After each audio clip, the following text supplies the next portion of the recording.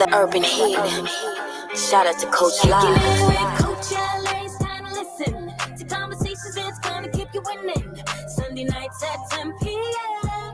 on the urban heat, just calling. Conversations with Coach La La La La La La La La La La La. Coach La La La La La La La La La. If you got something on your mind, you can call in, you can hit a line. She the realest, ooh, she the realest. You can tap in, I will get a business to empower you so that you can do every and anything that you want to. Kicking it with Coach LA's time to listen to conversations that's gonna keep you winning. Sunday nights at 10 p.m. on the urban heat, just calling. Conversations with Coach La La La La La La La La La La. Coach La La La La La La La La La.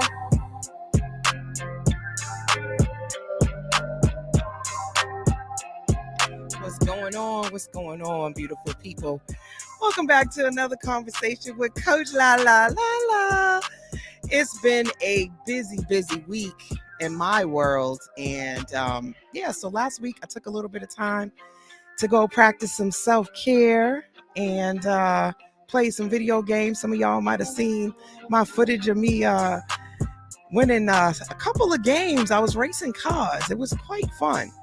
But you guys know you turned into the Urban Heat 98.1 FM, and we are radio with a purpose, and we are Boston's only Black-owned radio station on iHeartRadio.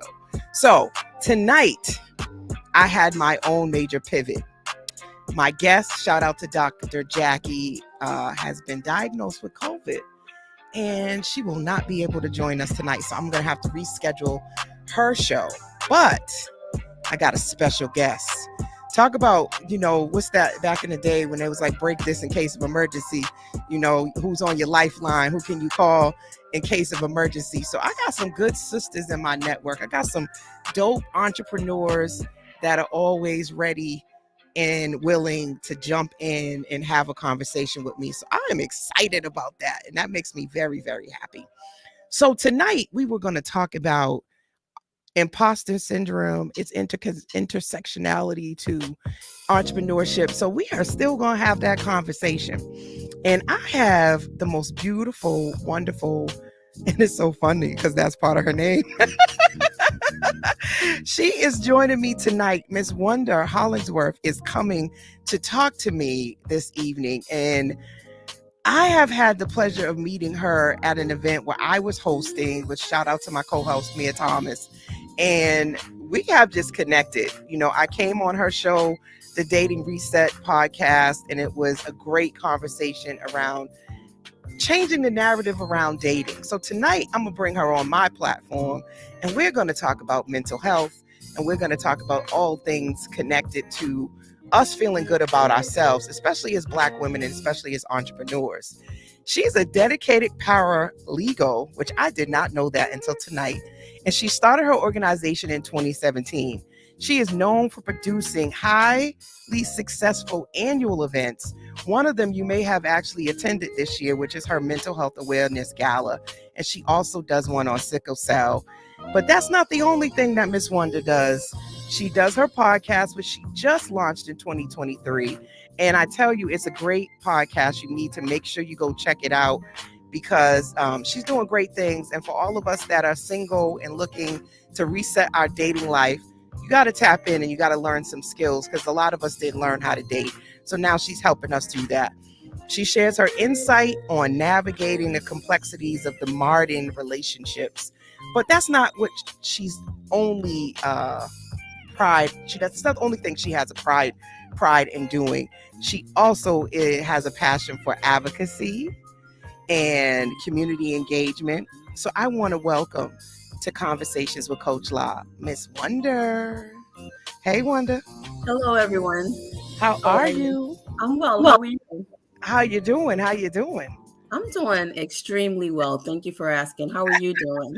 I'm good. I didn't got you up and bright-eyed and bushy-tailed at 10 o'clock at night to have a conversation with me. So I appreciate you. I appreciate the invite. Absolutely.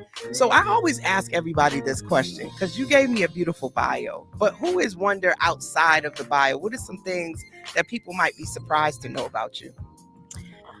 That I'm not as bougie as I look. I'm really laid back and humble. I'm funny. I love to joke. I'm just a laid back type of person. People perceive me as like a high maintenance bougie type of person, and I'm really laid back. I wonder why they think that about you, Miss Wonder. Maybe it's the name.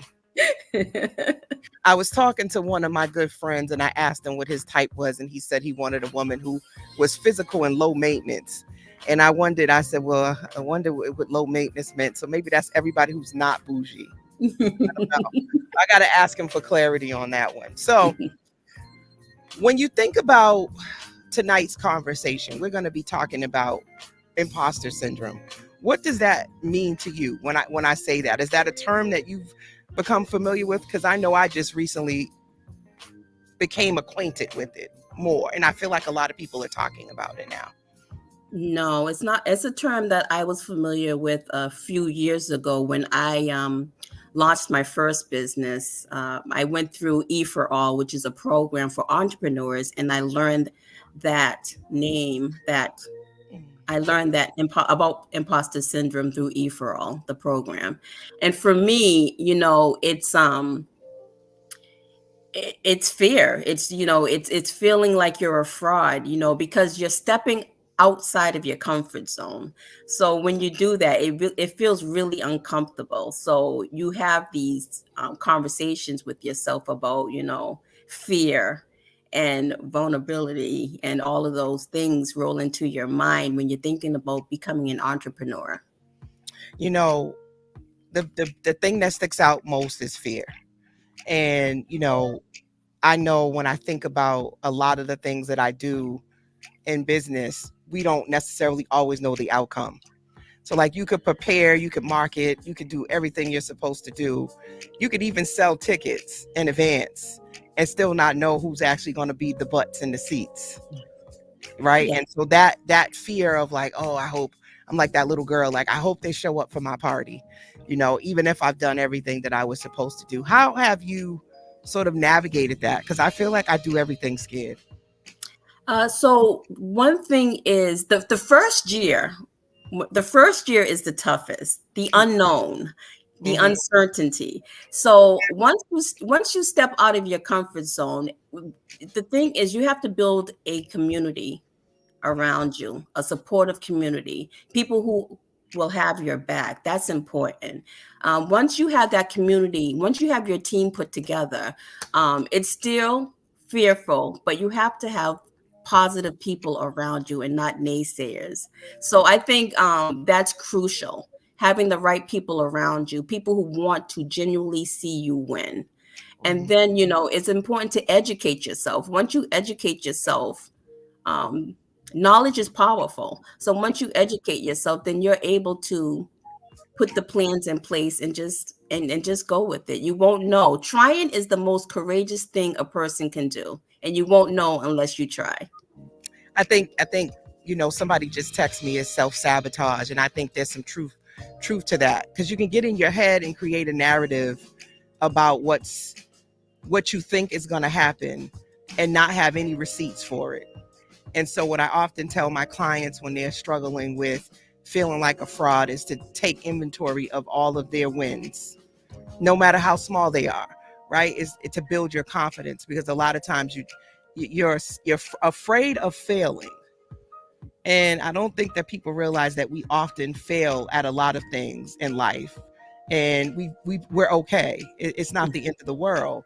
But I think the idea of failing, or the embarrassment of failing, sometimes holds people back. Like, what if it doesn't work out? And I often say, well, what if it does? Right. What if it Absolutely. does? Like, what would that make you feel like? Could you hold on to that feeling more? So I'm wondering though, when you think about one of the biggest things we have to do as entrepreneurs, right, is self-promote. And I think this day and age with social media, putting yourself out there and not wanting to seem braggadocious, because you mentioned earlier being humble, to be an entrepreneur, you almost have to believe in yourself more than anybody else, and you got to put yourself out there. How do you navigate that? Because I know that sometimes, I know I've been told I aggressively market, but it's only me. I'm a one woman show. If I don't market me, then who's gonna market me? Absolutely. Marketing and branding are people. Marketing and branding are separate. I think marketing and branding are two separate things, I and agree.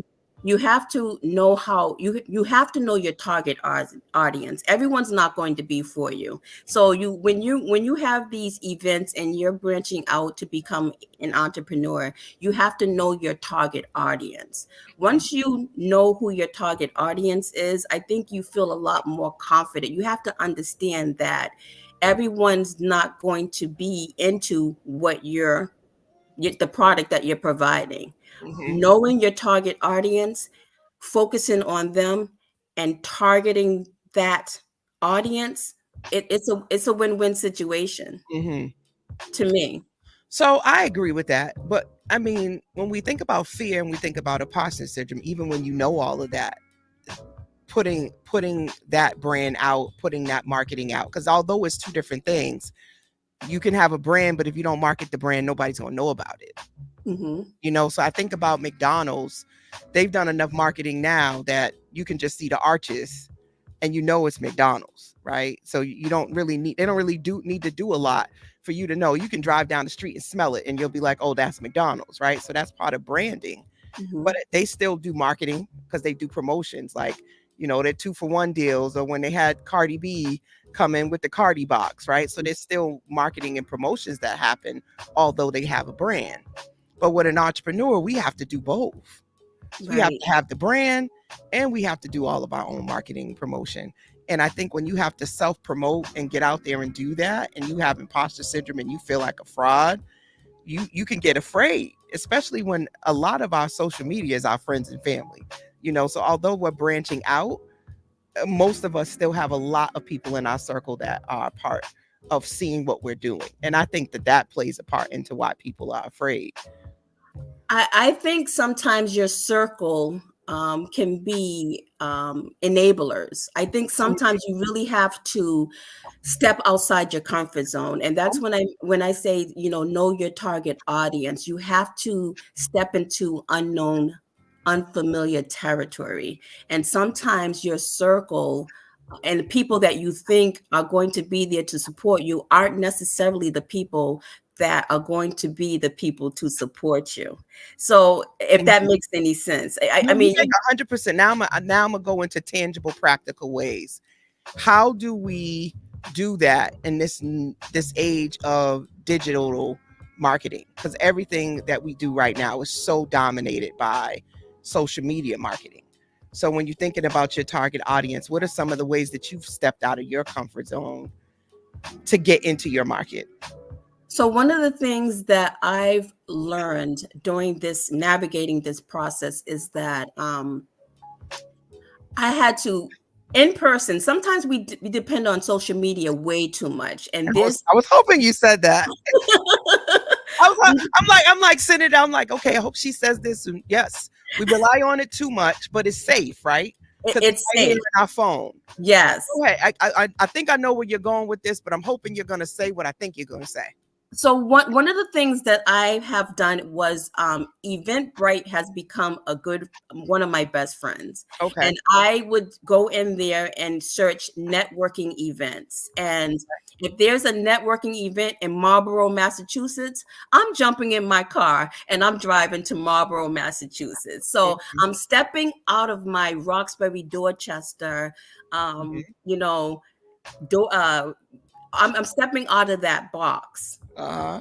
Yep. and then I'm branching out and reaching out to, I want a diverse hmm I group of think people I think supporting me. that's key, right? Mhm. So one of the things is finding communities. When you said target market, I love that you do that. Also on Facebook, they have a lot of events too that you can tap into. Your Chamber of Commerce. One of the Yes. things I did was I joined Boston's economic BECMA. I joined Boston While Black, and although Boston While Black here is really geared towards transplants that are coming from other places into Massachusetts, I was like, that's a great way for me to meet people from different states and be almost like a welcoming committee. Hey, I'm from Boston. It's nice that you're here. You know, I have events here in Boston that you can come be a part of. So that was one of the ways that I stepped out of my own comfort zone, which was let me go and connect with people that I have I don't know at all. And they don't know me. And I will say, you know, even though I'm a very social person, that's not the easiest thing to do, right? You still kind of got to have a way to approach people so it doesn't feel like you're just promoting or coming there just to sell. So what are some of your strategies? And I'm going to share some of mine on how you can go to these events and it's not just to tell people about your business, because that can seem, what's the word I'm looking for? I don't know. You just don't want to be, you don't want to be like, okay, you're just trying to sell to me. You want to still seem like you're a human being and you're looking for human connection and not just to get them to buy something. Right. So my thing, it all depends on the type of business that you have. So that makes a big difference. I would say that. So for me, when I attend these networking events, it's to sell the business. It's to pitch your business. So you have to have a great pitch. You have to have a pitch when you're selling your business and when you're talking about your business. Make it a great conversation piece as part of your pitch. If you work on your pitch, you can do a lot with your pitch. I would say one of the things is pitching your business. Gotcha. And so you're going to more just networking events for your business, not just social ones. Correct. So I do a little bit of both. So maybe that I do both. I go to business ones, but I also go to a lot of just social capital type of events where I'm just going to get a sense of where my market is going. So like, I'm not just marketing to other businesses. I want to go where my target market is hanging out. If that makes sense. Yes, it does make sense. I'm going there and I'm actually making associates. I'm getting associates and I'm learning about what they like and what they don't like and getting their numbers in my phone. And I'm not necessarily going right in immediately saying, come to my event, but it does give me a sense. It's almost like my own market study, if that makes sense. It does make sense. So when you go to those when I attend those type of events, it's you feel the crowd. You have to feel the crowd out. You have to know when to have that type of conversation. Talking about your business doesn't necessarily mean you have to sell them a ticket right then and there. That's right. Try to get them to follow you on social media, have that type of conversation. And then once they see you and they follow you, then they'll see you have an upcoming event and you can reach out to them that way. Absolutely. So everyone knows, right? If you didn't know, you're tuned into Conversations with Coach Lai. I'm your favorite around the way therapist. So I'm a psychotherapist by day, a radio personality, podcaster by night. So I don't lead with that I'm a psychotherapist. So often when I'm going to these events, I'm not looking for new therapy clients. I'm going because I want a social life too. And it always ends up, so what do you do? And then they go, oh, I'm looking for a therapist. And so that usually gets tied in there. But I'm not usually going to these events for that. I do go to some events to meet other therapists so that I can refer business out or just, be able to have a network of therapists. So, something that I found, they said in a study by the International Journal of Behavioral Science, found that there was an estimated 70% of people experience imposter syndrome at some point in their life. That's a really high number. I was kind of surprised that it was so high. That is a very high number. It's very high, but I think that for women and people of color, it might be a little higher because we're dealing with the microaggressions and we're dealing with racial discrimination and things of that sort that makes it where we have to work harder, jump through more hoops, or not really be certain about whether or not we're moving up because of our qualifications or even being held back because of our race. So I think that we have I feel like a lot of my clients have a lot more imposter syndrome feelings of not feeling adequate enough or good enough. I agree with that. I mean, as you mentioned before, there's a lot of fear, fear of failure, fear of rejection, fear of the unknown. And also, money plays a big part when you're starting your business, Can we talk and about that? and there's grants. There were a ton of grants out there for entrepreneurs, but I found that women of color, people in our community, it was a brick wall. It was a struggle. They had all these criterias that you didn't meet in order to get the grants, and it was one challenge after the another, and that in itself would make you want to give up. So Barriers that was to one of the. entry. I think and depending on which field you're in, your barriers to entry may be more significant.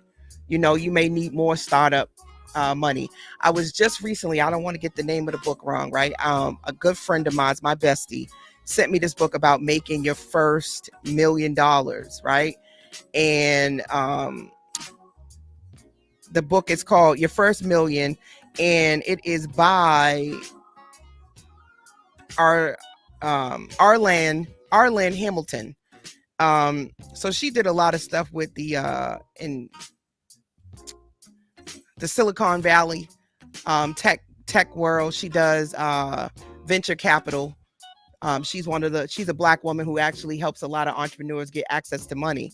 And that's a whole nother arena, is to get your business to a certain level that you can get angel investors and seed money, like Shark Tank, where you actually have to be able to, as you're talking about, pitch your business. And I think that's where a lot of imposter syndrome comes up, is you need to know your numbers. You need to know your market in terms of like profitability, and where you're headed with your business, what your shortcomings are, why you need the money.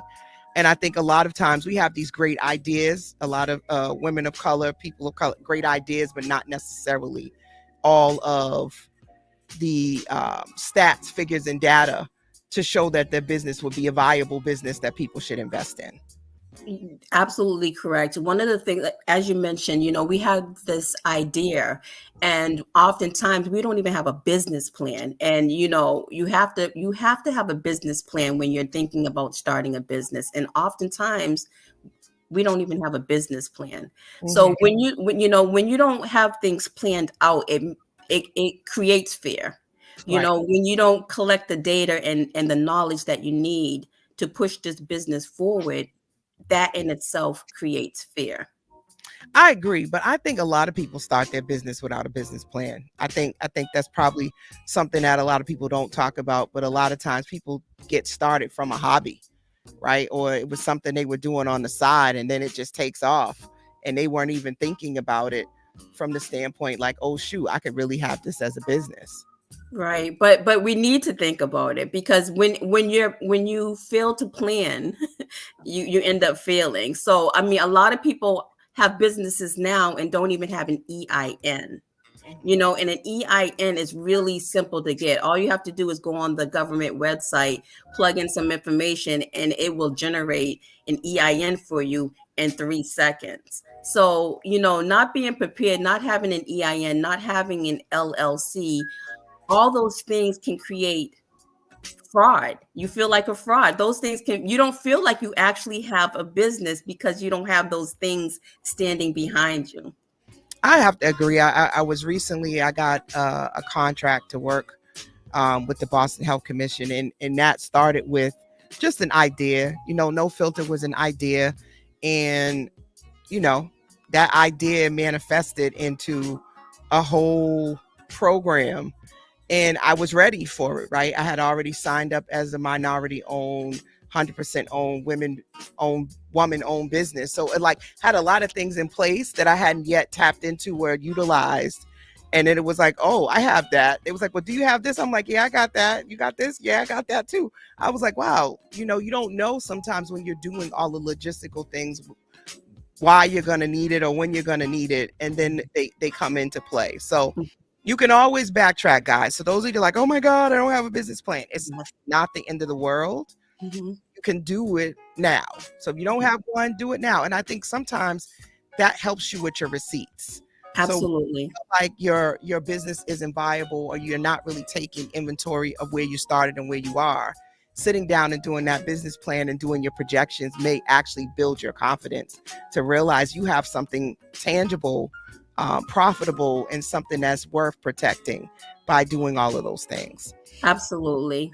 I ask people on this show what does therapy mean to them, because I feel like if you go into business, you need a team, you need a support team.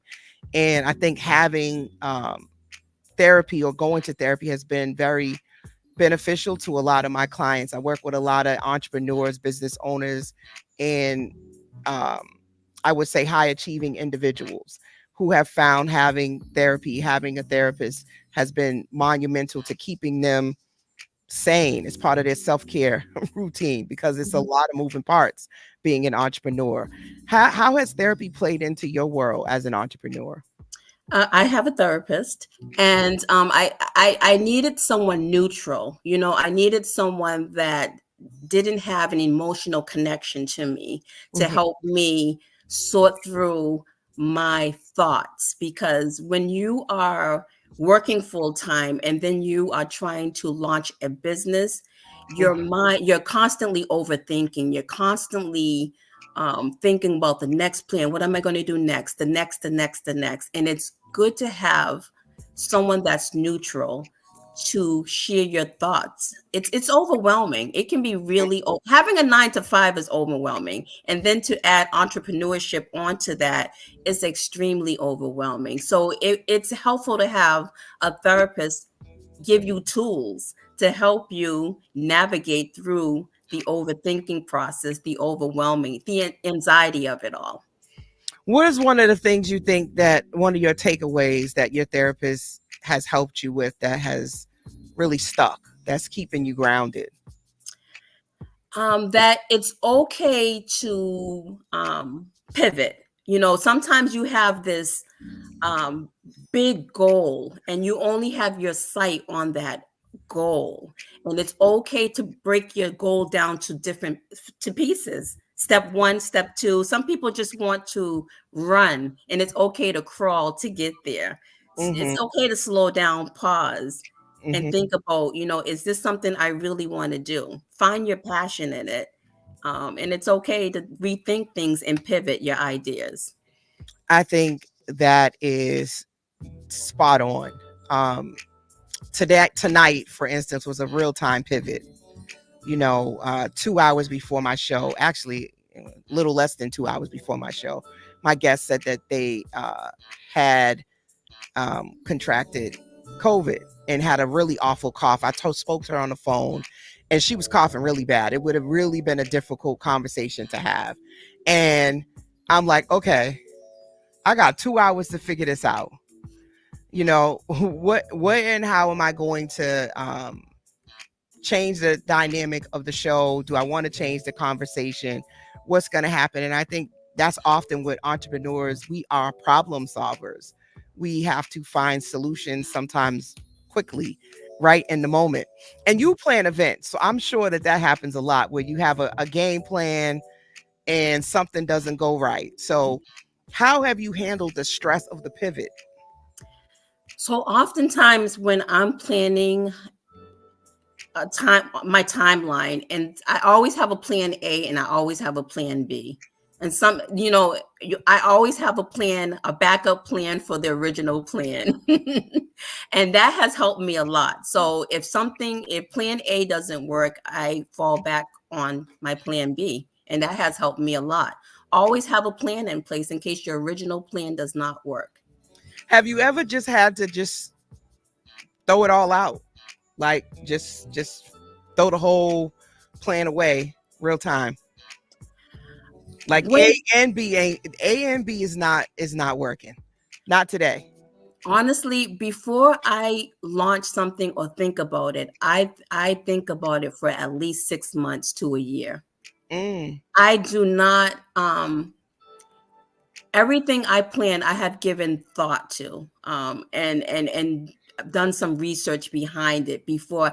I if my name is on it, it can't look a mess. Like I do not do sloppiness. And so when I'm putting my name out there, it has to be meticulous. I'm Mhm. strategic and I'm calculated. So those have helped me expedite my plans. Mm. So it sounds like, I mean, and I get it. And when you say that, you always have a plan A and a plan B. And so that sounds like to me, then you would cancel it. If things started to like fall apart, it would end up just not happening for you. You would probably cancel your event. I have That would be part of your plan. no, I have never had to cancel a plan. I have never had to cancel the event or anything like that. So No, I haven't canceled. I'm trying to think. The only time I had to cancel, I was sick, and I really didn't have a plan for being sick. mhm. Yeah, that Yeah. that was one time I had to cancel. Like my show, like my voice just did not come back, and I had to cancel in the moment. But I guess I did still have a plan because we just played a previously recorded show. Yes. I So get your like point. Mhm. mental health awareness, the gala, they're planned 9 months to a year in advance. So there's a lot of planning that go into my events. I mean, and I launched my upscale mobile hookah lounge. There was a lot of planning behind that before I launched. I would have to change my launch date. That has happened. But as Mhm. far as me, the details and the plan, I've never had to like just throw it out the window, throw it in the trash. Well, that's a beautiful thing, because I think sometimes the reason why I bring it up is us being okay with having to just throw it out and sometimes cancel. Sometimes that can feel like a failure when you have to pivot to the point of saying I have to cancel, or maybe I'm gonna have to put this down for a second. People can feel like those are failures, and I often say, no, they're learning opportunities. They're You absolutely learn from it regardless of what the situation is. You learn what you need to have in place the next time. yes, and I often think of it. The words mean a lot. So instead of canceling, you're postponing it. Think of it that way instead of canceling because that just seems so harsh. Just say you have to postpone it to a different date, a later date. So what she just did, y'all, was called the cognitive restructuring of her thoughts. That's called reframing. I love it. I love it. I love it. So, shout out to DJ Wade. Thank you for tuning in, and thank you for letting us know it's a great show.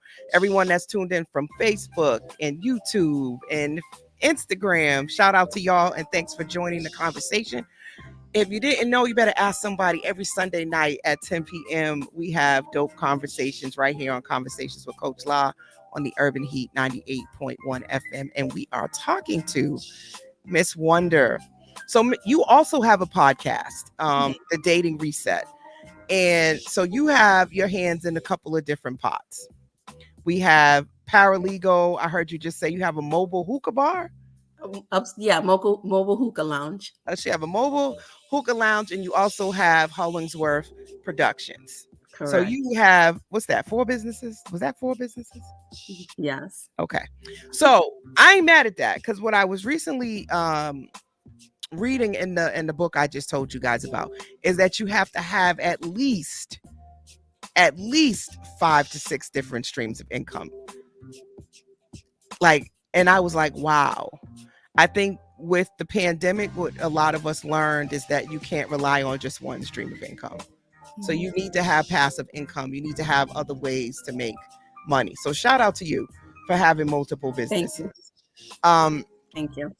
so what's next for you in terms of like where you're headed? Because I seen you posting some things on social media about some things that was coming up, and one thing that stood out to me, you said if it's not in writing, we don't do verbal contracts. And I said, okay, I hear you, Miss Wonder. Talk So your talk your stuff. well, what's next for me is the podcast. That's fairly new. So I want to focus on the Dating Reset podcast and eventually monetize off the podcast. So that's my next big project. I saw you're doing a newsletter with that, and you're offering marketing and promotion which I think is really cool. I also saw you recently um, set up your RSS stream. And so I see you making a lot of great moves with your podcast. So congratulations on that. Thank you. So we talk about bet on self moments on this show too. So we've talked about a lot of things that you've already done. And a bet on self moment are those moments in your life where you say, if not now, then when? And if not me, then who? And it sounds like you've been doing a lot of that. And I had Liz Miranda on, and she said she was in her bet on self season, which was something new that she brought to the show. And I said, I like a bet on self season. I definitely feel like I'm in my bet on self season. But other than the things that you've shared, are there other moments where you would say that you would classify as a bet on self moment for Wonder? I when I bet on self, this is the God honest truth. I pray about it.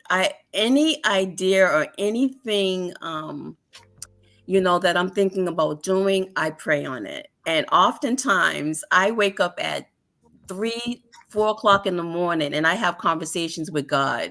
I tell And people that's the time for prayer. That 3 o'clock in the morning gets every single one of us. I'm very spiritual and I don't do anything without this I believe he provides signs all the time, and sometimes I'll have that aha moment and that sign that I needed to move forward with certain things or pause and wait on certain things. So when I bet on self, I don't do it without God. Mm-hmm. So your bet on self energy is coming from your spirituality. Yes. Awesome. So that being said, has anything recently, or is there anything other than your businesses that you feel like you went and you prayed on that you would classify as a bet on self moment? Let's see. Recently, my my interactions with humans, Okay, do tell. my interactions with humans, like when I have that first interaction with people, and I have that, there's a certain discernment. I'll call it discernment, and I believe it now. Like when people show me who they are, I don't second guess it. So that's one thing I have been tapping into recently is my discernment for others. Especially in Boston. Especially in Boston. Okay. So I too, some people call it initiative, some people call it energy, some people call it discernment, but it is just being able to sort of tap into what feels right to you. Yes. And I think that coupled with having a plan is really important. Because in my world, we can also call that a cognitive distortion. Sometimes we can be triggered, and the things that we are sort of pinpointing that is a problem or a potential thing could be messaging from a previous situation and experience. So we are more cautious about the person, place, a thing, and we don't necessarily have all of the evidence. So I'm always like, you know what? I still want to give people the benefit of the doubt and have my interaction with you before I completely write you off, because I'm human, right? And I could be reading you wrong, or I read in a book wrong. People have rest in bitch face, right? Sometimes your energy could be off-putting, and that's not, your mind is somewhere else and you're not even thinking about me. And I find that a lot with networking, right? So when you go into a space and you don't really know people and you're trying to read the energy or read the room, you could read somebody wrong, right? And so I always try to at least give people the opportunity. So when you say they show you who you are, is that after, or do you read them right off the bat? No, I don't read them right off the bat. It takes a couple of interactions. Okay. It definitely and I'm with you there. So I give you a couple of interactions before I make a determination if you're somebody that I want to do business with. I think the hardest thing around doing business with new people that you've never done business with is that you have to take a risk, right? There's a certain amount of give and take and trust, even with having a contract. And you know this as a paralegal, simply having a contract doesn't necessarily mean that the person won't be shady or won't try to, dupe you. Right. It just Absolutely. means that Yes. you have something in writing, but that doesn't necessarily mean that you don't have to go to court and you won't have to chase them to get your money. So it's a layer of protection, but it doesn't completely mean that you won't still run into someone who may not be up to par. Correct. Same thing with dating, right? Like we talked about this on your show. People are going to give you what they want you to see. And you got to take your time and spend time with them and do all these other things. But if someone is really out to manipulate you and to try to pull the wool over your eyes, sometimes you won't catch that for a while because folks can be great pretenders. Mm-hmm. So I know I said a mouthful there, but I just think that that's why some people just shy away from wanting to deal with human beings altogether, because it's hard to know who to trust. Yes, absolutely. Absolutely. The one thing that I have noticed is that when you come across someone that is really genuine, people don't know how to receive you because they're so used to being betrayed, and they're so loyalty is not there. They have trust issues. So when you have someone that's really rooting for you and really in your corner, a lot of people are put off by that. They're like, whoa, like, what's her intentions? What's their motive? And it could be pure. And Yes. it's back to the self-sabotage, because you've been wronged and betrayed in the past. It's hard for people to trust people who are genuine. I think that this all goes back to being able to understand that there's some unknown. And we talked about boundaries on your show, right? Of being able to have boundaries and standards to know how to have that effective communication when something doesn't sit right with you, and to give somebody the opportunity to self-correct. So I think that's where the grace and the self-compassion comes in, that some people, you do one thing, they're ready to cut you off, right? As soon as you rub them the wrong way, that's it. Mm-hmm. They don't really leave space for error or for you to, be able to say, hey, I don't like how you did that. I'm gonna need a little bit of time and space, but I appreciate you apologizing, and to give the person the time to process, to try to restore or to make the relationship better, because we're gonna make mistakes. Things are gonna happen. Folks are not always gonna do everything correctly. I believe I agree with you, but it also depends on the rub. When you set expectations and you have boundaries and people hurt you or disappoint you, Mm-hmm. you have to look at the intention behind it. Yeah. What was it intentional? Was it unintentional? That's important. Sometimes people hurt you intentionally. That is so true and so harsh. It's one of the hardest things, I think, in therapy, to sort of make space for that. I was on Inside the Maze, and I had made a very controversial statement that you don't have to forgive everybody if you don't want to, and that doesn't mean that you can't move forward. A lot of people feel like if I say that, no, I'm not good with you, that means that I'm holding a grudge against you, or that I'm holding a resentment, or I'm wishing bad luck on you. I just don't deal with you, and I'm still over here living my best life. But forgiveness is really for the other person in a lot of ways. But people have also said, well, you need it for yourself. And I think you only need it for yourself if you either played a role in it or you're holding on to it. And so you're doing that so you can free yourself, because you won't let it go. But what about those people that can say, yeah, I don't mess with you and I didn't forgive you for that, but I'm good though. Like, I'm still living my life. I haven't changed my energy. I'm still happy. I can still engage with other people, and I'm not walking around with a chip on my shoulder. But when it comes to you, I don't mess with you. Mm-hmm. Like, my energy is towards you. I'm not bleeding on nobody else. Like, a lot of women will say this, like they don't have female friends because somebody another female rubbed them the wrong way, or maybe they didn't have a good relationship with their mother. Mm-hmm. I'm very embracing of women. I think we're awesome and we're great. And then there's just some women that I don't mess with. Yes. Same and I don't think that all women are bad. I don't think all men are bad. There's men that have hurt me, and I still feel like men are great. I think that they are awesome individuals and people. So I think that there's space, and maybe that is because I'm a therapist, to hold both truths. Mm-hmm. Two things can be true at Two one things time. can be true. Yes. Right? And I Yes. think I'm still a very forgiving person at the same time. So, Yes. oh, this is juicy stuff. So we were talking about you're single.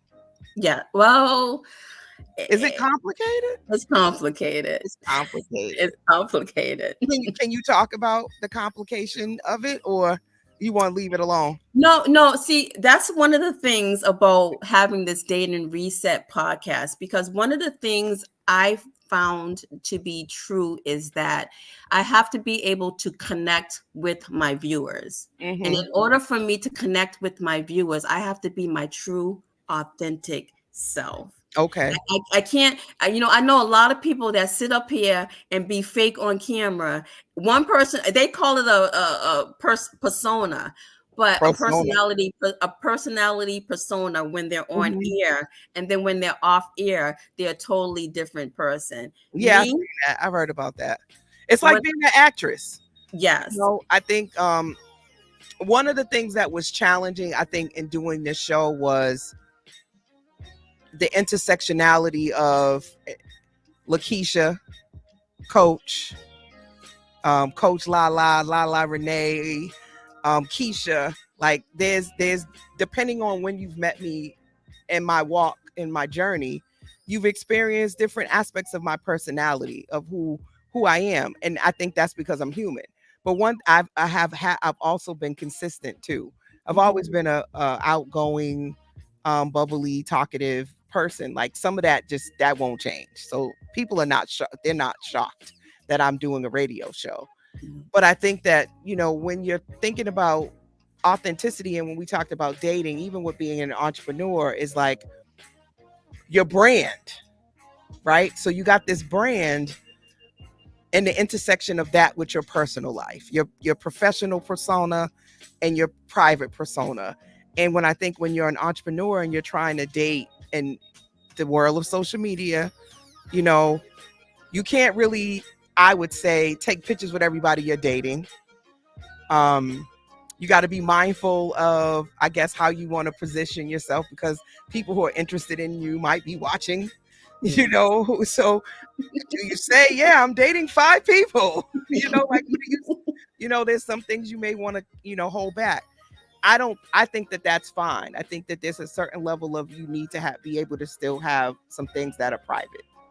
I agree. I also think transparency is very important. And for me personally, when I show up on camera, that's what you're going to get off camera. So on my podcast, I swear sometimes, I curse. I can be hood sometimes on my camera, and then I can be very articulate. I can show up in the boardroom with the CEO at my job, and I can kick it with the homies when I'm not in the office. And that's code switching. I think that's with anything, right? Like at church, you probably won't necessarily say a swear. Maybe not. I don't know. I've seen some things where I've seen people do it at church in different settings, but I don't have a problem with cursing. There's some people that don't think that's ladylike, right? I've been told that. I'm like, I can see your point, and I'm still going to, use cursing sparingly, of course. Yes. I'm using it in context, but I do curse, and I curse in session with my clients, and I've cursed during a presentation. I've cursed during a poet. So yeah, I curse. Yeah. It is what it is, right? But when I'm thinking about dating, though, I'm just thinking about, again, how to pivot that private, personal, especially when we are going to all these different networking events as women, single women, complicated situations, but we're still dating, right? How do you balance that, right? Because if it's business, some people don't believe in mixing business with pleasure, but hey, I'm single, right? And so I met a man at a business function, and we were talking business, and he cute. Right? And we both single. So now what? And I think a lot of entrepreneurs are trying to navigate that world of Business, pleasure, but I'm single. So should I date him? Should I not date her? Should I keep this strictly business? How do I create that boundary?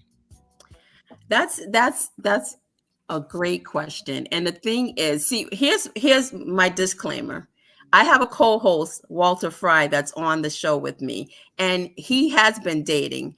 I haven't been dating. So I haven't dated in years. And But why is that though?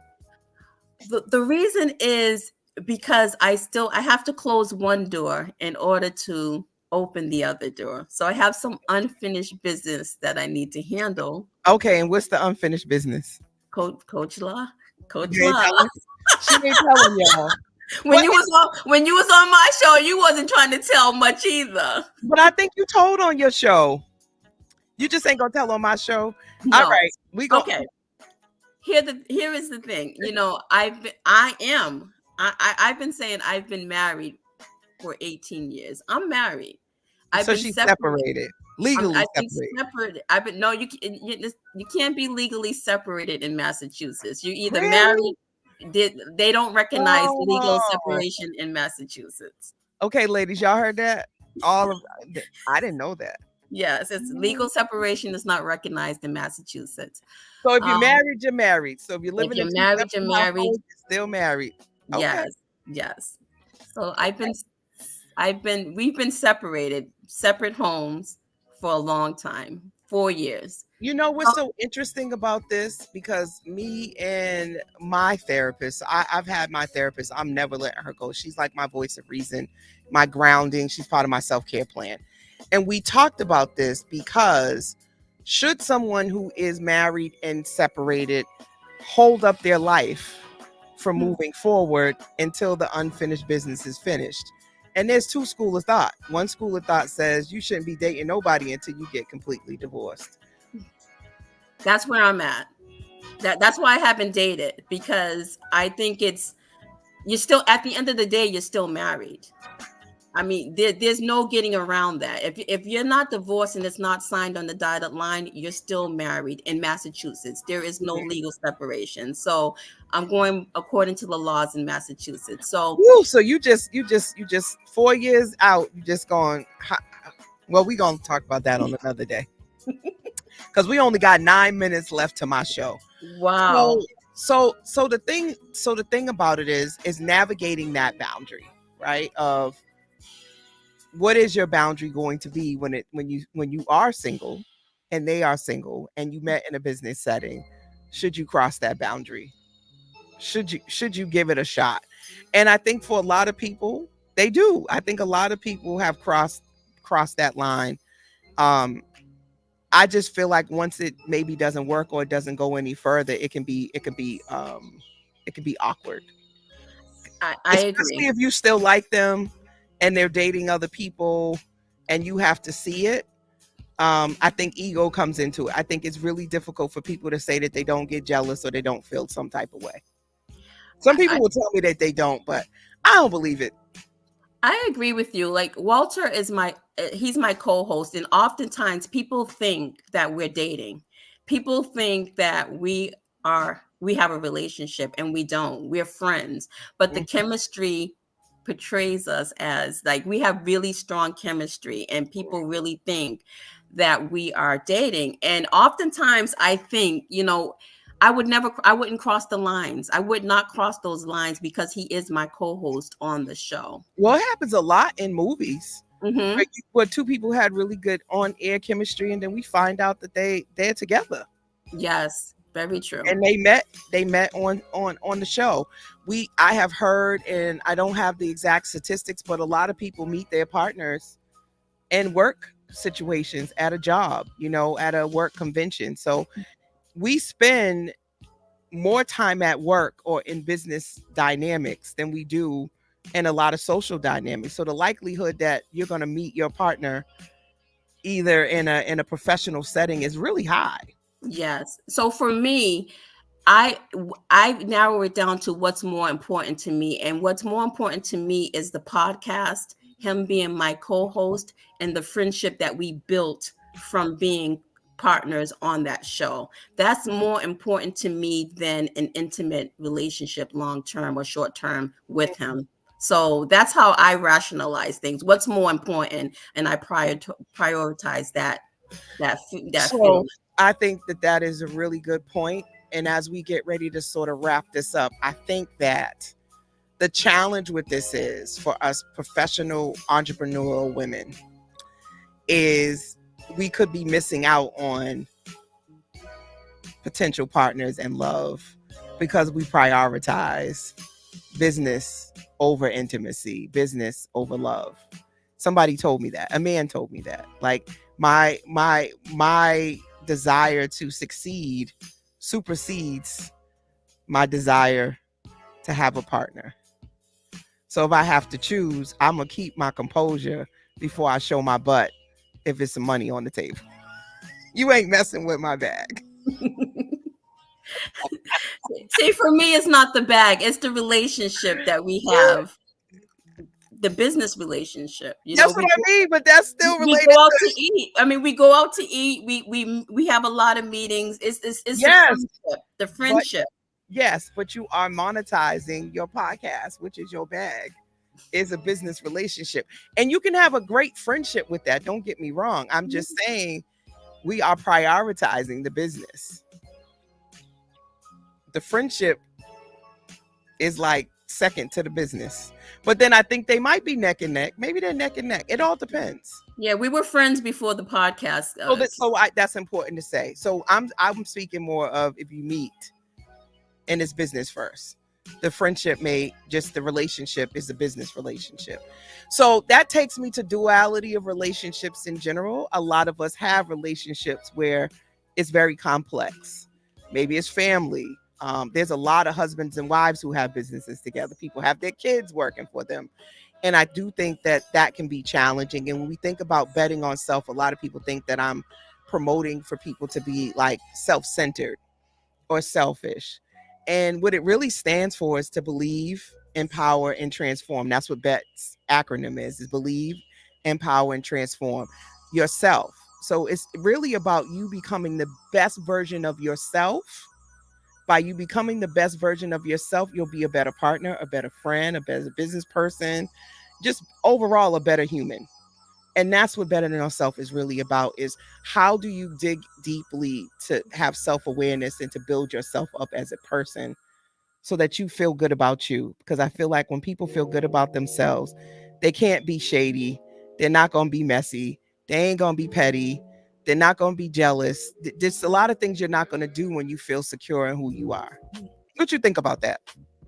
I totally agree. And I think self-awareness is key. Sometimes it takes a lot of courage to look in the mirror and own your stuff, and a lot of things, a lot of things, I had to do a lot of self-awareness. If more than one person is saying the same thing about me, I have to take a look I have to listen to that, and the source that is coming from, and if more than one person is saying the same thing, which in a lot of situations were my kids, I have OCD. I want things done my way, and if it's not done my way, so I had to really take a hard look at myself and change some things about myself because they were all saying the same thing about me. So, those were some of the things I had to do.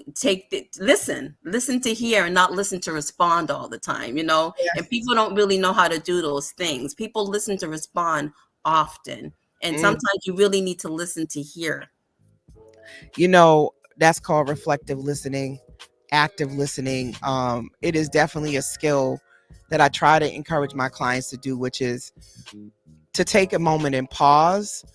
And I think sometimes we talk about communication, but what we don't talk about is comprehension, right? What are you actually comprehending from the conversation? And active listening makes you engage that part of your brain to repeat back what you're hearing and make sure that there's clarity and understanding in what you're receiving. Because sometimes we can think we're understanding what someone means, and then when we repeat it back to them, they go, oh no, that's not what I was trying to say.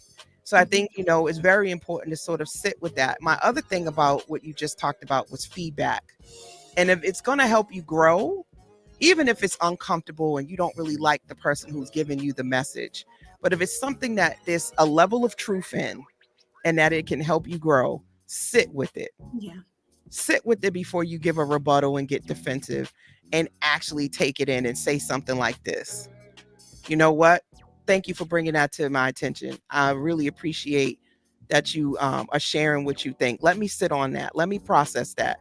I'm going to keep that under consideration. Mhm. You don't have to have a rebuttal for everything. I think maturity helps you realize that every what you call it, every battle that you're verbal battle, you ain't got to actually engage in it. Absolutely. One thing I wanted to mention too is oftentimes when someone says something to me that might trigger me, I check myself first. I check myself before I wreck myself, and I ask myself, what about what that person said bothered you so much? Mhm. And I have to really dig down and really do some homework on why did that bother me so much. Mhm. Most of the times it boils down to the audacity, like the nerve of them, the audacity. Who you think you are coming? Did I send for you? And I think the other thing is, I know a lot of times people go, oh, the person gets so defensive. Most human beings get defensive. Nobody really wants to be wrong. Nobody really wants to be checked. Mhm. Nobody really wants you to pull their coat or point out a mistake. Most people are not comfortable with it. So, I think we all have a tendency to get defensive. So I don't, when somebody says, well, you're getting defensive, I'm like, well, yeah, if I feel like you're coming for me and I didn't do it, I'm gonna defend myself. It's a natural response. Mhm. So we literally got like one minute, and the disclaimer is gonna come on. So I'm like looking at my clock because it's like any second it could pop on. But Wanda, I appreciate you coming on the show and just chopping it up with me and having this conversation. We talked about a lot of different things tonight, so I definitely want to have you come back, and I'm looking forward to coming back on your show as well. Thank So you for tonight's Bet on Self message is to let go of what you think you should be doing to allow yourself to appreciate where you are.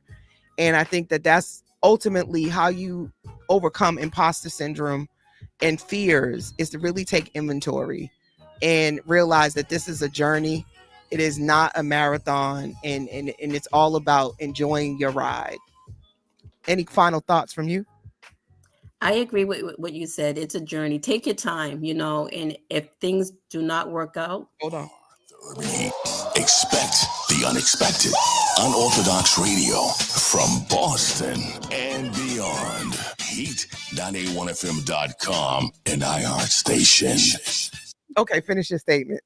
no, I agree with you. It's a journey. Take your time. It's not a rush. It's not a marathon. And there's tons of resources out there. Score Boston is they have a lot of information on there. It's a good place to go for resources. Yes, y'all got it. Y'all heard it here first. Keep having dope conversations. Make sure y'all bet on self. Keep it locked to Slow Jams tonight, and tune in tomorrow for another dope morning cafe with the Morning Cafe crew. You're tuned into the Urban Heat 98.1 FM. Your favorite around the way therapist is signing out. See you next week for another conversation with Coach La. Thank you, Miss Wanda. Good night. Night. Make a wish and go out.